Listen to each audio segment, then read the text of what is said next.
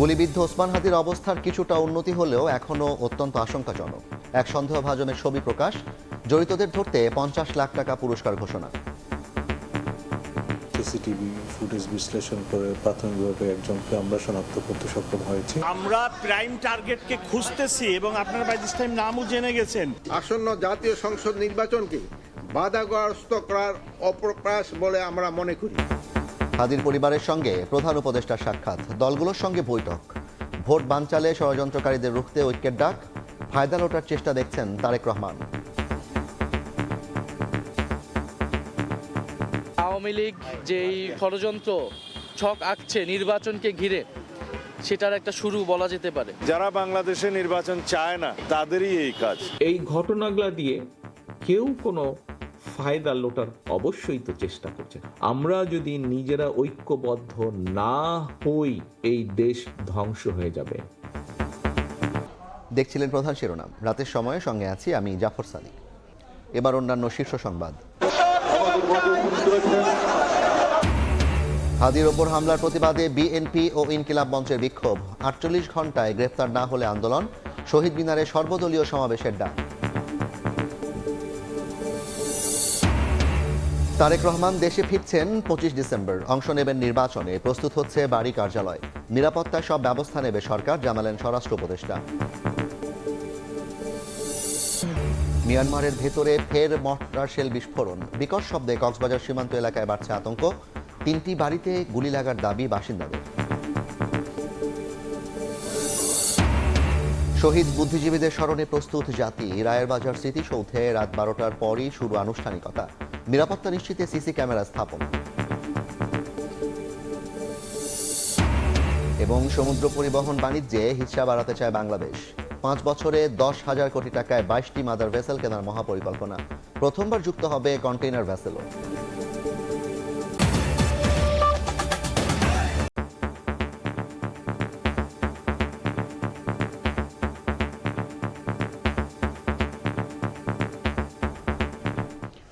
গুলিবিদ্ধ শরীফ ওসমান হাদির অবস্থার কিছুটা উন্নতি হলেও এখন অত্যন্ত আশঙ্কাজনক। এভারকেয়ারের সিসিইউতে তার চিকিৎসা চলছে বলে এক বিবৃতিতে জানিয়েছে মেডিকেল বোর্ড। এদিকে হামলায় অংশ নিয়ে একজনের ছবি প্রকাশ করেছে ডিএমপি। হামলায় জড়িতদের দলীয় পরিচয় আছে কিনা চলছে তদন্ত। হামলাকারীদের ধরতে 50 লাখ টাকা পুরস্কার ঘোষণা করেছেন স্বরাষ্ট্র উপদেষ্টা। ইনকিলাব মঞ্চের মুখপাত্র শরীফ ওসমান হাদি ঢাকা ৮ আসনে প্রথম থেকেই স্বতন্ত্র প্রার্থী হিসেবে ছুটে বেরিয়েছেন অলিগলি। গুলিবিদ্ধ হয়ে মুমূর্ষু অবস্থায় আছেন এভারকেয়ার হাসপাতালের সিসিইউতে। বিকেলে এক বিবৃতিতে মেডিকেল বোর্ড জানায়, হাদির শারীরিক অবস্থা কিছুটা স্থিতিশীল হলেও সার্বিক অবস্থা অত্যন্ত আশঙ্কাজনক। কিডনির কার্যক্ষমতা ফিরে এসেছে, ভেন্টিলেশন সাপোর্ট অব্যাহত রাখা হবে বলেও জানানো হয়েছে। এদিকে ওসমান হাদিকে গুলির ঘটনায় সন্দেহভাজন একজনকে শনাক্ত করেছে ঢাকা মেট্রোপলিটন পুলিশ। সন্দেহভাজন ব্যক্তির ছবি প্রকাশ করে তার বিষয়ে তথ্য চেয়ে বিজ্ঞপ্তি দিয়েছে ডিএমপি। সংশ্লিষ্ট এলাকার সিসিটিভি ফুটেজ বিশ্লেষণ করে প্রাথমিকভাবে একজনকে আমরা শনাক্ত করতে সক্ষম হয়েছি এবং তার সম্পর্কে বিস্তারিত তথ্য সংগ্রহের কাজ চলমান রয়েছে। এখানে আরো কারা কারা জড়িত বা তাদের ভূমিকা কি ছিল সেগুলো আমরা পর্যালোচনা করছি। আমরা প্রাইম টার্গেটকে খুঁজতেছি এবং আপনারা বাই দিস টাইম নামও জেনে গেছেন। এখনো 24 ঘন্টা পার হয় নাই, হোপফুলি আমরা এটা হিট করতে পারবো। ইগনোর করা হয়। এদিকে জড়িতদের ধরতে 50 লাখ টাকা পুরস্কার ঘোষণা করেন স্বরাষ্ট্র উপদেষ্টা। সচিবালয়ে তিনি জানান, হাদির উপর হামলার ঘটনা নির্বাচন বাধাগ্রস্ত করার অপপ্রয়াস। প্রার্থীরা নিরাপত্তার জন্য আগ্নেয়াস্ত্রের লাইসেন্স চাইলে দেয়া হবে বলেও জানান উপদেষ্টা। ওসমান হাদি গুলিবিদ্ধর সাথে যারা জড়িত তাকে যদি কেউ ধরে দিতে পারে তার জন্য সরকার 50 লক্ষ টাকা পুরস্কার ঘোষণা করেছে। ওসমান হাদির উপর আক্রমণের ঘটনা আসন্ন জাতীয় সংসদ নির্বাচনকে বাধাগ্রস্ত করার অপপ্রয়াস বলে আমরা মনে করি। আওয়ামী লীগের দুষ্কৃতিকারীদের দমনে শিগগিরই অপারেশন ডেভিল হান্ট ফেজ 2 শুরু হবে বলেও জানান স্বরাষ্ট্র উপদেষ্টা। আইন শৃঙ্খলা সংক্রান্ত সাইফুল রুদ্র, সময় সংবাদ, ঢাকা। শরীফ ওসমান হাদির ওপর হামলার ঘটনায় ফ্যাসিবাদ বিরোধী রাজনৈতিক দলগুলোর সঙ্গে বৈঠক করেছেন প্রধান উপদেষ্টা। বৈঠকে সব দলকে ঐক্য ধরে রাখার আহ্বান জানান ডক্টর ইউনূস। বিএনপির স্থায়ী কমিটির সদস্য সালাউদ্দিন আহমদ বলেন, পতিত শক্তিকে রুখতে ঐক্যবদ্ধ থাকার প্রতিশ্রুতি দিয়েছে দলগুলো। আওয়ামী লীগ হামলার পথ বেছে নিয়েছে অভিযোগ করে আজকের মধ্যে হামলাকারীদের গ্রেফতারের দাবি জানান এনসিপি আহ্বায়ক নাহিদ ইসলাম। চলমান পরিস্থিতি ও রাজনৈতিক দিক নিয়ে আলোচনা করতে শনিবার বেলা 11টার দিকে রাজনৈতিক দলগুলোর সঙ্গে আলোচনায় বসেন প্রধান উপদেষ্টা। রাষ্ট্রীয় অতিথি ভবন যমুনায় বিএনপির স্থায়ী কমিটির সদস্য সালাউদ্দিন আহমেদ, জামায়াতের সেক্রেটারি জেনারেল মিয়া গোলাম পরওয়ার ও এনসিপির আহ্বায়ক নাহিদ ইসলাম নিজ নিজ দলের নেতৃত্ব দেন। এ সময় জাতীয় নির্বাচন সফল ও নিরাপত্তা নিশ্চিতে দলগুলোর সহায়তা কামনা করেন ডক্টর মোহাম্মদ ইউনূস। পরে সালাউদ্দিন আহমেদ সাংবাদিকদের বলেন, যারা নির্বাচন বানচাল করতে চায় তারাই হামলা চালিয়েছে শরীফ ওসমান হাদির ওপর। এদের প্রতিহত করতে আহ্বান জানান ফ্যাসিবাদ বিরোধী সব পক্ষের ঐক্যবদ্ধ হওয়ার। আমরা ফেসিবাদ বিরোধী জাতীয় ঐক্যকে অটুট রাখবো, এই জায়গায় আমাদের কোনো আপোষ নাই। যারা বাংলাদেশে নির্বাচন চায় না, শক্তিশালী বা রাষ্ট্র বিনির্মাণের বিপক্ষে যারা, প্রকৃতপক্ষে গণতন্ত্রের বিরুদ্ধে শক্তি, তাদেরই এই কাজ। তারা বাংলাদেশেও আছে এবং বাংলাদেশের বাইরেও আছে। পতিত ফেসিবাদকে অবশ্যই আমরা এই বার্তা দিতে চাই, এই জাতীয় কোনো ধরনের হামলা করে বাংলাদেশের গণতান্ত্রিক উত্তরণকে বাধাগ্রস্ত করতে পারবে না, প্রতিহত করতে পারবে না। পতিত আওয়ামী লীগ হামলার পথ বেছে নিয়েছে বলে অভিযোগ করেন এনসিপির আহ্বায়ক নাহিদ ইসলাম। ঐক্যবদ্ধভাবে প্রতিরোধ করতে না পারলে এমন আরও ঘটার শঙ্কা তার। আওয়ামী লীগ যেই ষড়যন্ত্র ছক আঁকছে নির্বাচনকে ঘিরে, সেটার একটা শুরু বলা যেতে পারে। ফলে এই ধরনের পরিবেশকে আমরা কিভাবে একত্রে মোকাবেলা করব এবং সেটার জন্য যেই ফ্যাসিবাদ বিরোধী জাতীয় ঐক্য প্রয়োজন, সেটা যাতে অটুট থাকে। 2-1 দিনের মধ্যেই ইনকিলাব মঞ্চের আয়োজনে জাতীয় সন্ত্রাস বিরোধী প্রতিরোধ মঞ্চ গঠিত হবে। সেখানে সকল রাজনৈতিক দল অংশ নেবে বলেও জানান নেতারা। নির্বাচনকে সুষ্ঠুভাবে আমাদেরকে করতে হবে। নাজমুস সালেহী, সময় সংবাদ, ঢাকা। হাদির ওপর হামলাকারীদের 48 ঘন্টার মধ্যে গ্রেপ্তার না করলে 15 ডিসেম্বর সরকারের বিরুদ্ধে বৃহত্তর আন্দোলনের হুঁশিয়ারি দিয়েছে ইনকিলাব মঞ্চ। একই সঙ্গে কেন্দ্রীয় শহীদ মিনারে সর্বদলীয় প্রতিবাদ সমাবেশের ডাক দেওয়া হয়। এদিকে এই হামলাকে নির্বাচন বানচালের অপচেষ্টার অংশ বলছেন নেতারা। ওসমান হাদির উপর হামলার প্রতিবাদে শনিবার দুপুরে শাহবাগে সমাবেশ করে ইনকিলাব মঞ্চ। অংশ নেন সংগঠনটির নেতাকর্মী সহ বিভিন্ন সামাজিক ও রাজনৈতিক দলের নেতারা। জুলাই পরবর্তীতে জাতি হিসেবে হাদির এমন পরিণতি রাজনৈতিক সামগ্রিক ব্যর্থতা বলে মনে করেন এনসিপি নেতা হাসনাত আব্দুল্লাহ। এছাড়া জুলাই আন্দোলন থেকে শুরু করে রাজনৈতিক মাঠে ওসমান হাদির কৃতিত্ব তুলে ধরেন বক্তারা। ইন্ডিয়ার আধিপত্য এই বাংলাদেশে কোনো ফর্মেই, কোন ব্যক্তির মাধ্যমে, কোন ইনস্টিটিউশনের মাধ্যমে, টকশিজীবীর মাধ্যমে, পেশাজীবীর মাধ্যমে এই বাংলাদেশে কোনোদিন আর ঢুকবে না। রাজনৈতিক সুশীলরা শত্রুকে বন্ধু হিসেবে পরিচয় করেছে বলে মন্তব্য করে এবি পার্টির সাধারণ সম্পাদক ব্যারিস্টার ফুয়াদ বলেন, আবারও দেশকে দিল্লির কাছে বেচে দেওয়ার নাটক চলছে। এ সময় ইনকিলাব মঞ্চের পৃষ্ঠপোষক ও আমার দেশ পত্রিকার সম্পাদক মাহমুদ রহমান আগামী 15 ডিসেম্বর শহীদ মিনারে সর্বদলীয় প্রতিরোধ সমাবেশের ডাক দেন। গণঅভ্যুত্থানের সাথে বেইমানি করে বাংলাদেশকে আবার নতুন করে দিল্লির কাছে বেচে দেবে, সেই নাটক মঞ্চস্থ চলছে। হত্যা করার যারা চেষ্টা করেছে আততায়ীদের, তাদেরকে গ্রেফতার করতে না পারে তাদের 15 তারিখ শহীদ মিনার থেকে এই ইনজারিমের বিরুদ্ধে আমরা বৃহত্তর আন্দোলন। পরে একটি প্রতিবাদ মিছিল বের হয়। মিছিলটি শাহবাগ থেকে শুরু হয়ে টিএসসি ঘুরে আবারও শাহবাগে গিয়ে শেষ হয়। স্বপন আহমেদ, সময় সংবাদ, ঢাকা। হাদির ওপর হামলা বিচ্ছিন্ন ঘটনা নয়, বরং বৃহৎ চক্রান্তের অংশ বলে মন্তব্য করেছেন বিএনপির স্থায়ী কমিটির সদস্য মির্জা আব্বাস। দুপুরে ঢাকা 8-এর সম্ভাব্য প্রার্থী ওসমান হাদি এবং চট্টগ্রাম 8-এর এরশাদুল্লাহর ওপর হামলার প্রতিবাদে নয়াপল্টনে ঢাকা মহানগর দক্ষিণ বিএনপির বিক্ষোভ সমাবেশে একথা বলেন তিনি। এ সময় দলটির সিনিয়র যুগ্ম মহাসচিব রুহুল কবির রিজভী বলেন, যারা মব কালচার তৈরি করেছে এই ভয়ঙ্কর ষড়যন্ত্রের নায়ক তারা।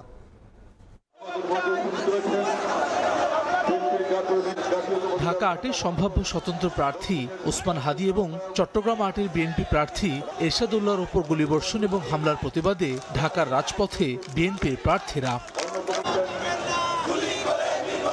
শনিবার দুপুরে ঢাকা মহানগর দক্ষিণ বিএনপি আয়োজিত সমাবেশ ও বিক্ষোভ মিছিলে যোগ দেন দলটির বিপুল সংখ্যক নেতাকর্মী। মিছিলের আগে বিক্ষোভ সমাবেশে বিএনপি সিনিয়র যুগ্ম মহাসচিব রুহুল কবির রিজভী বলেন, যারা মব কালচার তৈরি করেছে এই ভয়ঙ্কর ষড়যন্ত্রের নায়ক তারা। হাদির উপর হামলাকারীদের দৃষ্টান্তমূলক শাস্তি দাবি করেন তিনি। আমরা লড়াই করলাম ডেমোক্রেসির জন্য, আর প্রতিষ্ঠা 5ই আগস্টের পরে আপনারা প্রতিষ্ঠা করলেন মবক্রেসি। জনগণের কাছে এখন স্পষ্ট এই ভয়ঙ্কর ষড়যন্ত্রের নায়ক হচ্ছে তারা, যেটা এখন প্রকাশিত হচ্ছে। বিএনপি স্থায়ী কমিটির সদস্য মির্জা আব্বাস বলেন, হাদির ওপর হামলা বিচ্ছিন্ন ঘটনা নয়, বরং বৃহৎ চক্রান্তের অংশ। কালকে হাদির উপর আক্রমণ কিন্তু বিচ্ছিন্ন কোনো ঘটনা নয়। এর আগে চট্টগ্রামে 17 আক্রমণ করেছিল, এখন হাদির উপর আক্রমণ। আমি বলতে চাই এটা একটি বৃহৎ চক্রান্তের ক্ষুদ্র একটি অংশ। 71 সালে যে কঠিন সময় আমরা পার করেছি, আজকে 25 সালেও তার চেয়ে বড় সাংঘাতিক সময়, বড় মারাত্মক সময় আমরা এখন পার করছি। সমাবেশে বিএনপি নেতারা বলেন, একটি গুপ্ত রাজনৈতিক দল হামলার ঘটনাকে ভিন্ন খাতে প্রবাহিত করতে ষড়যন্ত্র করছে। সঠিক সময়ে নির্বাচন আয়োজনে সবাইকে ঐক্যবদ্ধ হওয়ার আহ্বান জানান তারা। অনেক রকম ষড়যন্ত্র হচ্ছে নির্বাচনকে বানচাল করে দেওয়ার জন্য। রাজধানী ছাড়াও একই দাবিতে নাটোর, বাগেরহাট সহ দেশের বিভিন্ন স্থানে প্রতিবাদ সমাবেশ করেছেন বিএনপি নেতাকর্মীরা। হাসান ওয়ালি, সময় সংবাদ, ঢাকা।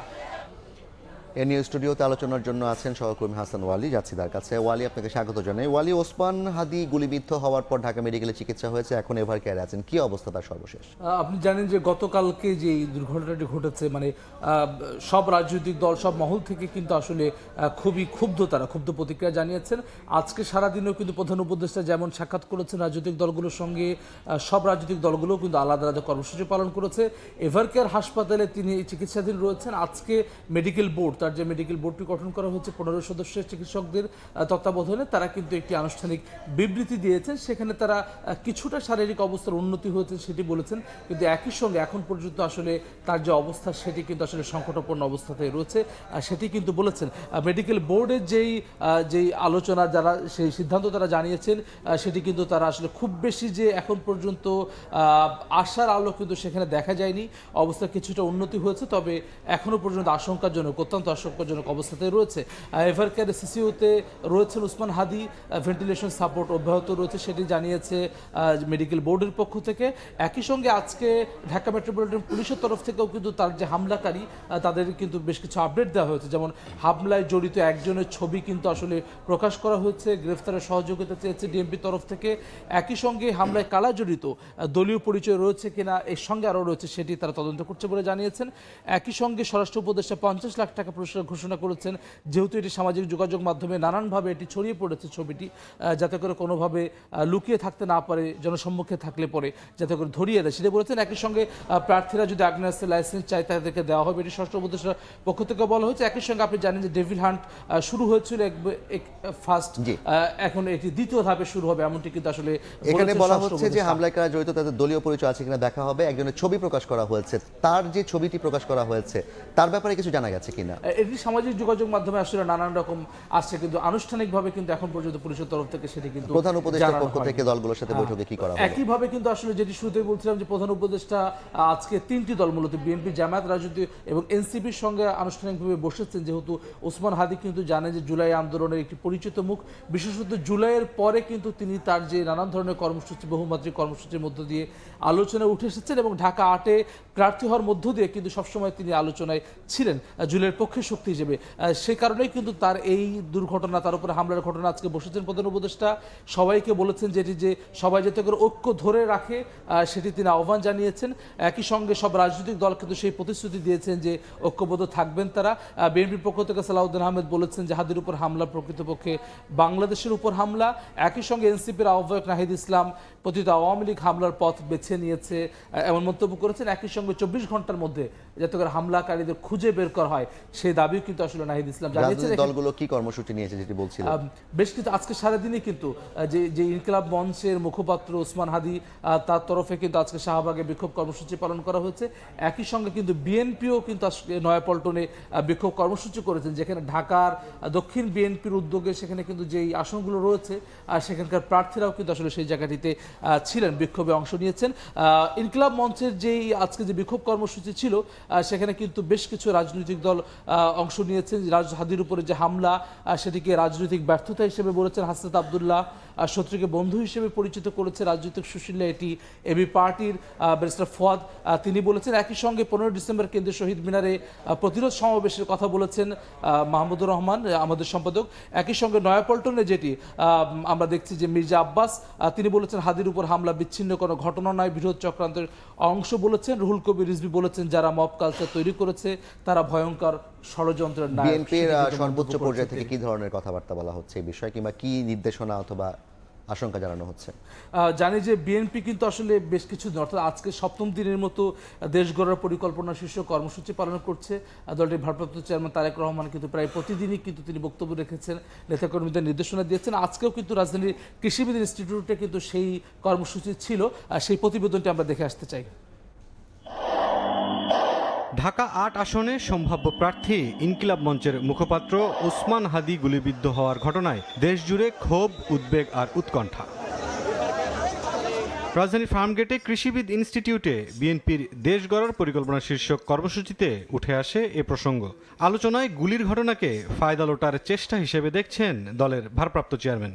গতকাল অত্যন্ত দুর্ভাগ্যজনক একটি ঘটনা ঘটিয়েছে যে কোনো একটি মহল। তার কিছুদিন আগে আমরা দেখেছি চট্টগ্রামে আমাদের একজন প্রার্থীর উপরে একই রকম ঘটনা ঘটেছে। এই ঘটনাগুলা দিয়ে কেউ কোনো ফায়দা লোটার চেষ্টা করছে। নির্বাচন নিয়ে নিজের অতীত শঙ্কার কথা মনে করিয়ে দেন তারেক রহমান, বলেন ঐক্যবদ্ধ না হলে ধ্বংস হবে দেশ। যে কথাটি আমি 100 বছর আগে বলেছিলাম যে নির্বাচন অত সহজ হবে না, ষড়যন্ত্র কিন্তু থেমে নেই। গতকালকের ঘটনা, চট্টগ্রামে আমাদের প্রার্থীর উপরে গুলিবর্ষণের ঘটনা, এই সব কিছু নিয়ে কিন্তু প্রমাণিত হচ্ছে যে যা আমি বলছিলাম তা কিন্তু সত্য হচ্ছে আস্তে আস্তে। আমরা যদি নিজেরা ঐক্যবদ্ধ না হই সহকর্মীবৃন্দ, এই দেশ ধ্বংস হয়ে যাবে। যে কোনো মূল্যে নির্বাচন হতে হবে। এই পরিস্থিতি যত আমরা তৈরি করব, ষড়যন্ত্রকারীরা তত পিছু হটতে বাধ্য হবে।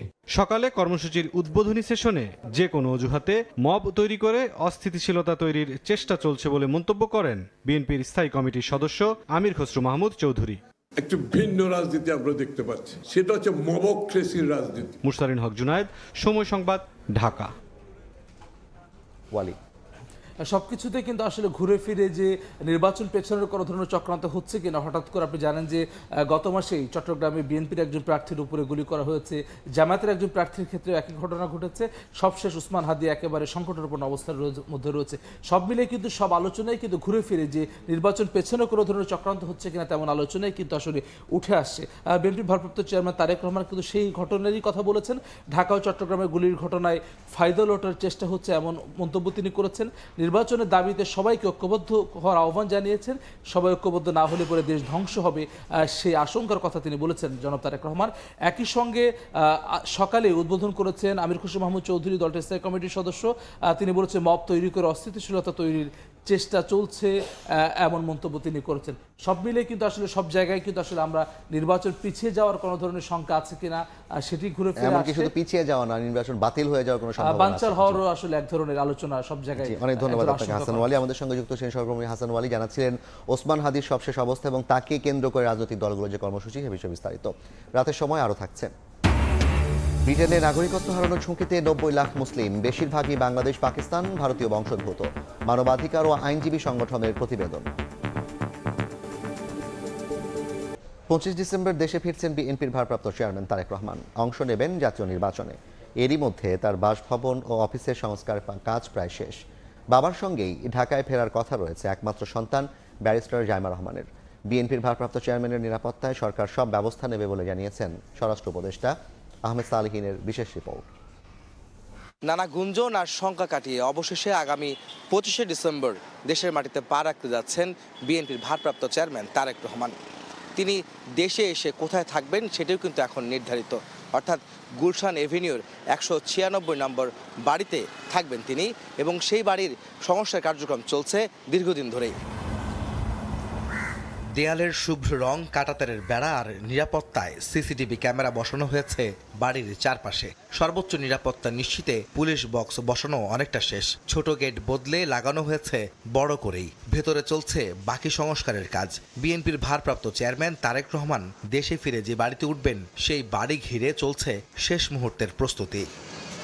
বিএনপির মিডিয়া সেলের সদস্য আতিকুর রহমান রুমন জানান, গুলশান এভিনিউয়ের 196 নম্বর বাড়ি প্রায় প্রস্তুত। কোনো কারণে পুরোপুরি প্রস্তুত না হলে পাশেই মায়ের ভাড়া বাসা ফিরোজায় উঠবেন তারেক রহমান। সারা বাংলাদেশ থেকে লক্ষ কোটি মানুষ তাকে এক নজর দেখার জন্য কিভাবে স্বতঃস্ফূর্ত তাকে স্বাগত জানাবেন আপনারা দেখলে বুঝবেন। বাড়ির কাজ প্রস্তুত করা হচ্ছে। 25 তারিখের মধ্যে নাও হয় তাহলে ওনার মা যে ফিরোজায় থাকেন, ফিরোজায় থাকারও ব্যবস্থা আছে। দেশে ফিরে বিএনপি চেয়ারপারসনের গুলশান কার্যালয়ে অফিস করবেন তারেক রহমান। 86 নম্বর রোডের কার্যালয়ে নিরাপত্তা বাড়ানো সহ এখানকার সংস্কার কাজও প্রায় শেষ পর্যায়ে। 25 ডিসেম্বর তারেক রহমান ঢাকায় ফেরা উপলক্ষে কোটি মানুষের উপস্থিতির সম্ভাবনা দেখছেন আতিকুর রহমান রুমন। তিনি জানান, ভারপ্রাপ্ত চেয়ারম্যানের স্ত্রী ডাক্তার জুবাইদা রহমান ইতিমধ্যে ঢাকায় আছেন। তাদের একমাত্র কন্যা সন্তান ব্যারিস্টার জাইমা রহমানও বাবার সঙ্গে দেশে ফিরতে পারেন। ডক্টর জুবাইদা রহমান উনি তো অলরেডি তার শাশুড়ির সেবার জন্য বেশ কিছুদিনের অবস্থান করছেন। আজকে 8-10 দিন হয়ে গেছে। জাইমা রহমান কি আসবেন? একান্তই ব্যক্তিগত ব্যাপার, তবে আশা প্রকাশ করছি সে আসবেন। এদিকে সচিবালয়ে স্বরাষ্ট্র উপদেষ্টা জানান, তারেক রহমানের নিরাপত্তা নিয়ে কোনো শঙ্কা নেই। সব ধরনের ব্যবস্থা নেবে সরকার। তার নিরাপত্তার ব্যাপারে কোনো শঙ্কা নাই। তার নিরাপত্তার ব্যাপারে যত ধরনের প্রস্তুতি আমরা নিব এবং তার নিরাপত্তা আমরা দিব। সূত্র বলছে, লন্ডন সময় 24 ডিসেম্বর সন্ধ্যা 6:20 বিমান বাংলাদেশ এয়ারলাইন্সের একটি ফ্লাইটে ঢাকার উদ্দেশ্যে রওনা দেবেন তারেক রহমান। বাংলাদেশ সময় 25 ডিসেম্বর সকাল 9:30 ঢাকার মাটিতে পা রাখতে পারেন 17 বছর নির্বাসিত থাকা বিএনপির ভারপ্রাপ্ত চেয়ারম্যান। 2008 সালের 11 সেপ্টেম্বর চিকিৎসার জন্য যুক্তরাজ্যে যান তারেক রহমান। এরপর আওয়ামী লীগ সরকার ক্ষমতায় এলে দেশে ফেরা হয়নি বিএনপির এই শীর্ষ নেতার। আহমেদ সালেহীন, সময় সংবাদ, ঢাকা। শহীদ বুদ্ধিজীবী দিবস পালনে প্রস্তুত জাতি। নির্বাচন সামনে রেখে জাতি যাতে স্বস্তিতে দিবসটি পালন করতে পারে এজন্য সব ব্যবস্থা নেওয়া হয়েছে বলে জানিয়েছেন মুক্তিযুদ্ধ বিষয়ক উপদেষ্টা। সকালে রায়ের বাজার বধ্যভূমির প্রস্তুতি দেখতে যান তিনি। রাত 12টার পর থেকেই জাতি সশ্রদ্ধ চিত্তে স্মরণ করবে সূর্য সন্তান শহীদ বুদ্ধিজীবীদের। 1971 সালে পরাজয় নিশ্চিত জেনে রাষ্ট্রকে মেধাশূন্য করতে ডিসেম্বর মাস জুড়ে পরিকল্পিতভাবে রাজাকার আলবদরদের সহায়তায় নৃশংসভাবে হত্যা করা হয় তাদের। প্রতি বছরের মতো এবারও প্রস্তুত রাজধানীর রায়ের বাজার বধ্যভূমিতে শহীদ বুদ্ধিজীবী স্মৃতিসৌধ। নিরাপত্তা নিশ্চিতে 50টির সঙ্গে বাড়তি 24টি সিসি ক্যামেরা স্থাপন করছে ঢাকা মেট্রোপলিটন পুলিশ। নিরাপত্তা রক্ষায় পুলিশের পাশাপাশি থাকছে র্যাবও। শনিবার সকালে প্রস্তুতি দেখতে আসেন মুক্তিযুদ্ধ বিষয়ক উপদেষ্টা। এ সময় মাঠ পর্যায়ের কর্মকর্তাদের বিভিন্ন নির্দেশনা দেন তিনি। দিবসটি মর্যাদার সাথে উদযাপিত হবে। অনেক বেশি আমরা চেষ্টা করছি জনগণ যেন তাদের শ্রদ্ধা নিবেদনের ক্ষেত্রটাতে এসে স্বস্তি পায়। তরুণ প্রজন্মের অনেকেই 14 ডিসেম্বরের নানা আয়োজনে শেষ মহড়া দেন এদিন। জানান, শেকড়কে ভুলে গেলে এগোতে পারবে না জাতি। যে বুদ্ধিভিত্তিক মেরুদণ্ড সেটাকে যে ভেঙে দিতে চেয়েছিল, সেই কালো ইতিহাসকে আমরা স্মরণ করে আমাদের মাঝে ধারণ করার জন্য এসেছি। আমরা চাই যে তারা যে ক্ষতিটা আমাদের করতে চেয়েছিল সেইটার রিকভার যেন আমরা করতে পারি। 1971 বাঙালির ইতিহাসে, বাংলাদেশের ইতিহাসে একটা শেকড় বলতে পারেন। তো সেই শেকড়টাকে যখন ভুলে গিয়ে আমরা এগোবো, তখন আসলে আমরা এগোতে পারবো না, আমরা আরও বেশি পিছিয়ে যাব। মুক্তিযুদ্ধ এবং শহীদ বুদ্ধিজীবীদের সম্পর্কে আরও গবেষণার প্রয়োজন বলে মনে করেন তারা। শাতিলা শারমিন, সময় সংবাদ, ঢাকা। এরপর বাণিজ্যের সংবাদ।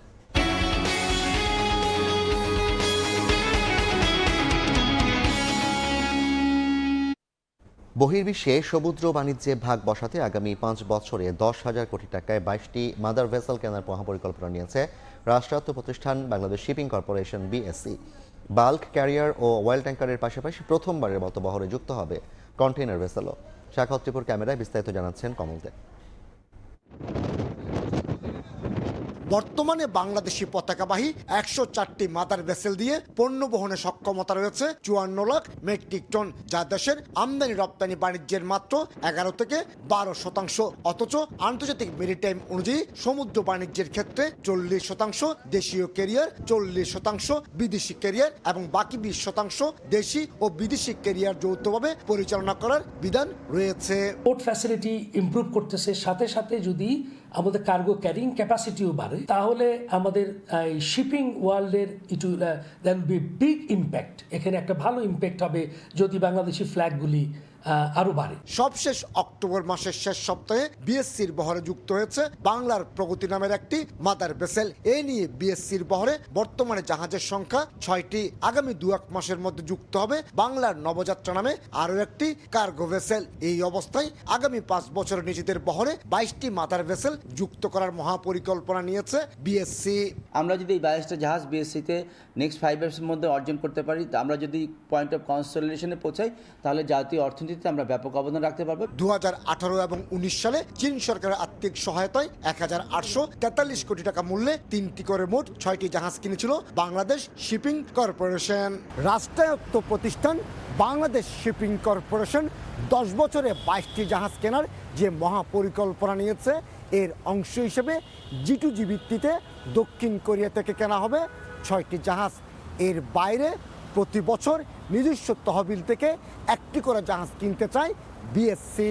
যখন জাহাজের দেশি মালিকানাধীন জাহাজের পরিমাণ বাড়বে, আমদানি রপ্তানি এবং শিপের যে টার্নওভারটা তারা করছেন, যেভাবে তারা রাউটিং করছেন, সেই রাউটিংটার কন্ট্রোলটা মোস্টলি আমাদের উপরে থাকবে। বাড়তি বাড়ার আশায় এর একটি জাহাজও চট্টগ্রাম বন্দর কিংবা বাংলাদেশ জলসীমায় আসে না। তবে দেশের অর্থনীতির সাথে এসব জাহাজকে বাংলাদেশ রুটে ব্যবহারের পরামর্শ শিপিং ব্যবসায়ীদের। আমি মনে করি যে বিএসসি জাহাজগুলো যদি বাংলাদেশে আসে আমাদের জন্য সুবিধা হবে, এবং ডেফিনেটলি দেশের ফ্ল্যাগ ভেসেল হিসাবে দেশে সার্ভিস দেওয়াটা এটাই স্বাভাবিক। ফ্লিটে যে ধরনের জাহাজ আসছে, এটা কিন্তু দেশের জনগণের জন্য যেরকম উপকৃত, দেশের ইকোনমির জন্য কিন্তু একটা বড় ভূমিকা রাখবে। স্বাধীনতার পর 1972 সালে বাণিজ্য শুরু করা বাংলাদেশ শিপিং কর্পোরেশনের বহরে একসময় 38টি জাহাজ ছিল, কিন্তু পরবর্তীতে বেসরকারি পর্যায়ে জাহাজের সংখ্যা 90 ছাড়িয়ে গেল। বিএসসি জাহাজ কমতে কমতে মাত্র 6টিতে এসে দাঁড়ায়।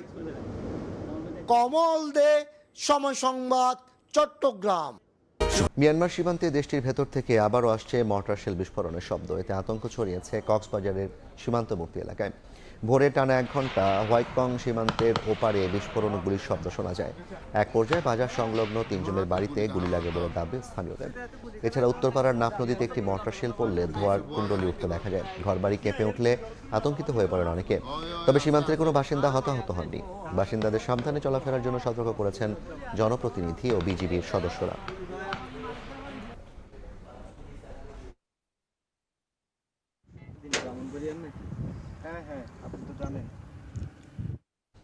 ফায়ার সার্ভিসের 20টি ইউনিটের 11.5 ঘন্টার চেষ্টায় নিয়ন্ত্রণে এসেছে কেরানীগঞ্জের জাবালে নূর মার্কেটের ঝুটের গুদামের আগুন। তবে আগুন লাগার কারণ ও ক্ষয়ক্ষতির পরিমাণ জানাতে পারেনি ফায়ার সার্ভিস।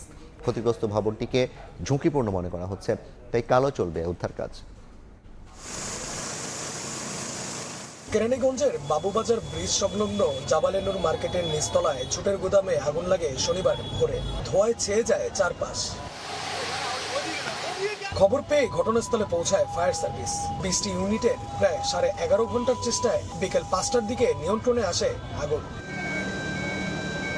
আগুনে আশেপাশের 7টি ভবনের বাসিন্দা ও ঝুটের গুদামের মালিকেরা ক্ষতিগ্রস্ত হয়েছেন। নর্মালি মনে করেন যে 15-20, কেউ 50, কেউ 1 কোটি, কেউ 1.5 কোটি। 10 লাখ টাকা নিচে 15 লাখ টাকা কোনো মাল নেই। অ্যাক্সেসরিজ আর কাপড় তো আরো বেশি। না মাল এখনো বের হয়নি। বহুত মাল আমাদের প্রায় 25-30টা গোডাউন এখনো আটকা পড়ে আছে। আগুন নিয়ন্ত্রণে এলেও ভবনটিকে এখনো ঝুঁকিপূর্ণ মনে করছে ফায়ার সার্ভিস। তাই রোববার পর্যন্ত উদ্ধার কার্যক্রম চলমান রাখা হবে। আমাদেরকে এটা আগুন নিয়ন্ত্রণ এবং নির্বাপন করার পরে সূত্রপাত বের করতে হবে। আমরা সিঁড়ি দিয়ে 42 জনকে আমরা রেস্কিউ করেছি। আরো সংখ্যা আনুমানিক এটা আরো বাড়তে পারে, কারণ এখনো আমরা কিছুক্ষণ আগে একজনকে রেস্কিউ করলাম, উনি আটকে ছিলেন 9 তলায়। ফায়ার সার্ভিসের সঙ্গে আগুন নেভাতে কাজ করেন সেনাবাহিনী, বিজিবি ও পুলিশ সদস্যরা। নাইম হাসান, সময় সংবাদ, ঢাকা। যুক্তরাজ্য সরকারের কট্টর ও গোপনীয় ক্ষমতায় নাগরিকত্ব হারানোর ঝুঁকিতে বাংলাদেশ, পাকিস্তান ও ভারতীয় বংশোদ্ভূত সহ 90 লাখ মুসলিম। যুক্তরাজ্যের মানবাধিকার সংস্থা ও আন্তর্জাতিক আইনজীবীদের সংগঠনের যৌথ প্রতিবেদন বলছে, স্বরাষ্ট্রমন্ত্রীর সিদ্ধান্তে আইনগতভাবে নাগরিকত্ব হারাতে পারেন তারা। এ নিয়ে নতুন করে উদ্বেগ তৈরি করেছে দেশটির মুসলিম সম্প্রদায়ের মধ্যে। এটি কার্যকর হলে দেশটির নাগরিকত্ব ব্যবস্থায় একটি বর্ণভিত্তিক দ্বিস্তরীয় কাঠামো তৈরি করতে পারে বলে আশঙ্কা করছেন বিশ্লেষকরা। মেসিময় কলকাতায় ঘটল চরম বিশৃঙ্খলা ঘটনা। যুব ভারত স্টেডিয়ামে আসা দর্শকেরা কাঙ্ক্ষিত তারকাকে দেখার সুযোগ না পাওয়ায় গ্যালারি ভাঙচুর, বোতল ছোড়া সহ জিনিসপত্র খুলে নিয়ে যান। চরম অব্যবস্থাপনায় জেরে তড়িঘড়ি স্টেডিয়াম ছাড়তে বাধ্য হন আর্জেন্টাইন তারকা লিওনেল মেসি। বিশৃঙ্খলার খবর পেয়ে স্টেডিয়ামে আসেননি মুখ্যমন্ত্রী মমতা বন্দ্যোপাধ্যায়। পরে পুরো ঘটনার জন্য ক্ষমা চান তিনি।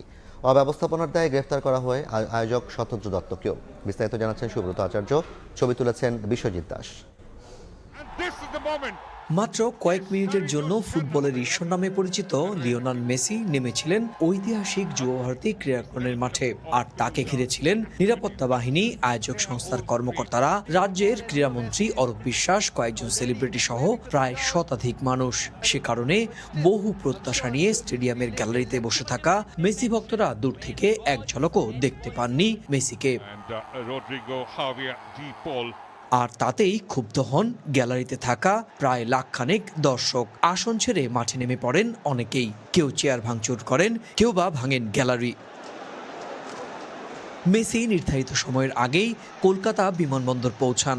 সেখান থেকেই দুপুরে হায়দ্রাবাদের উদ্দেশ্যে রওনা দেন। কলকাতা বিমানবন্দর থেকেই প্রথমে আটক ও পরে গ্রেপ্তার করা হয় আয়োজক শতদ্রু দত্তকে। যারা রেসপন্সিবল আছে তাদের অ্যারেস্ট করার ব্যাপার বা ডিটেইন বা লিগ্যাল অ্যাকশন নেওয়ার কথা আছে, তার process has started with the chief organiser has already been detained. পুরোটাই একটা মেস, মানে মেসি অন মেস সেটাই হয়ে গেল। এবং সেটা করলেন হচ্ছে তৃণমূল কংগ্রেসের অসভ্য, অভদ্র, বর্বর যারা নেতানেত্রী এবং তার সাথে যারা আছে তারা। কলকাতা পুলিশের কেন মনে হয়নি শতদ্রু দত্তর ইনিশিয়েটিভের সঙ্গে বসে আলোচনা করতে যে কিভাবে নিরাপত্তার ব্যবস্থা থাকবে? নিজের শহরে এমন অব্যবস্থাপনায় দুঃখ প্রকাশ করেন খোদ রাজ্যের প্রশাসনিক প্রধান মমতা বন্দ্যোপাধ্যায়। সুব্রত আচার্য, সময় সংবাদ, কলকাতা। এ পর্যায়ের শীর্ষ সংবাদ জানিয়ে দিচ্ছে আরেকবার। হাদির পরিবারের সঙ্গে প্রধান উপদেষ্টার সাক্ষাৎ, দলগুলোর সঙ্গে বৈঠক, ভোট বানচালে ষড়যন্ত্রকারীদের রুখতে ঐক্যের ডাক, ফায়দা লোটার চেষ্টা দেখছেন তারেক রহমান।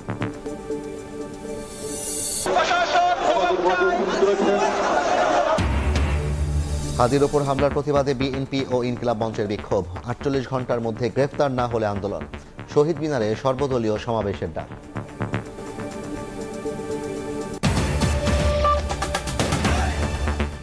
এই ছিল রাতের সময়। এরপর দেখবেন সম্পাদকীয়। সঙ্গে থাকুন সময়।